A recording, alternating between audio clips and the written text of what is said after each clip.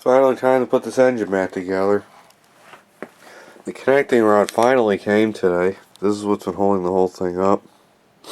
It's brand new, actually it ended up being a Stens part. I didn't know they made connecting rods, but I guess they do. So, I'm going to put that in. I left it out in the last video, but I did finish cleaning up the rod journal, or the crank journal rather. It's nice and smooth. I mic'd it out and it's within spec as far as Tecumseh is concerned, so pretty good. I did the acid bath like I showed in the video, and then I just hit it with some real light emery cloth just to polish it up, and nice and smooth, so this should be a good repair. Engine's all clean, all the parts are clean, so I just gotta get some oil. I have assembly lube for the large parts. I usually use motor oil, like the piston, that kind of thing. Won't be a big deal, as I'm going to end up running this thing tomorrow anyway, so it won't sit long. So I'm going to get this reassembled and see if we have a running engine.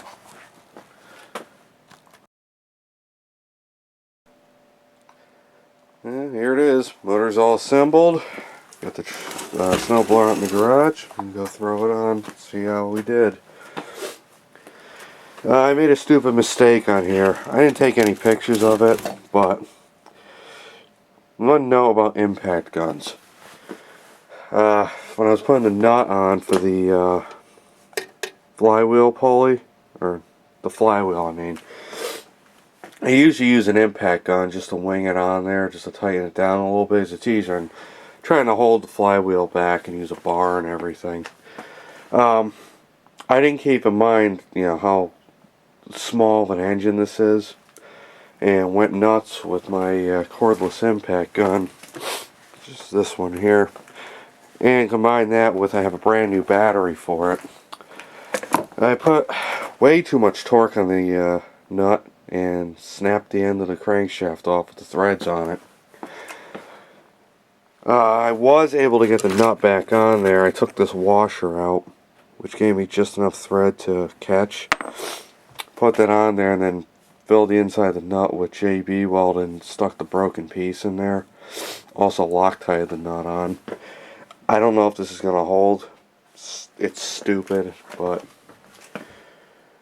just a word of caution when using these things. Keep in mind what you're actually using them on, because broke that nut off like it was nothing.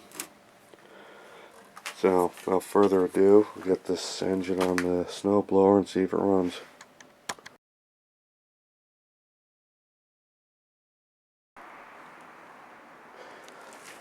Here's a little thing I do when I go to mount these engines on the snowblowers, is I had to do all this work myself, and bolts come in through the bottom of these machines, and it's real easy to work on if you flip it up onto the front of the auger. Just take a ratchet strap and strap the motor down to the frame. So now I can just flip this up.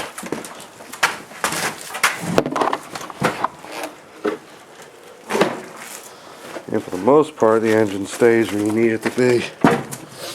It slides forward a bit, but at least now you can lift the motor up and stick some screwdrivers in one of the holes to position it. So, get this bolted on and see what it does. See if this thing runs. Put oil in it, gas. Should be good to go. Just work. Flooding.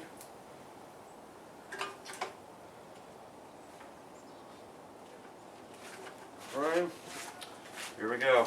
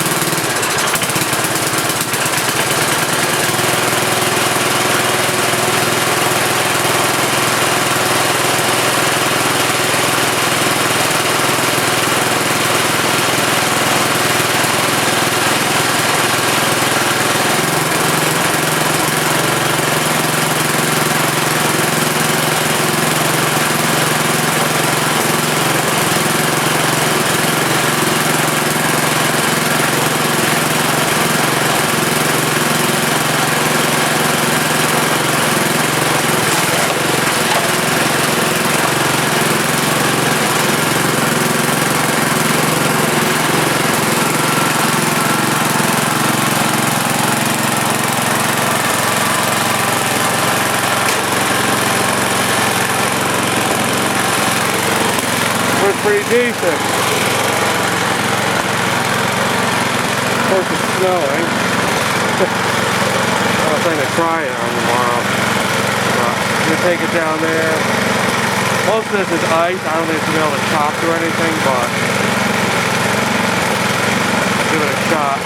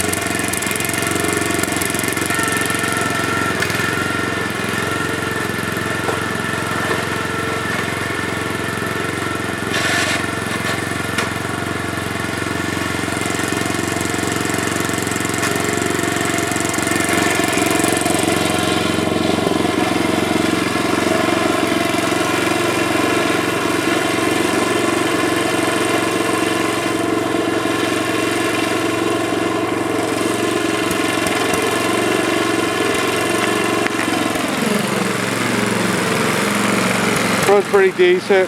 All this stuff is ice. I can't chop through it, so I'll have to wait till the snow accumulates tomorrow. Oh yeah, turn the idle up, the throttle up a little bit. Not running as fast as it should be. Other than that, sure does run good.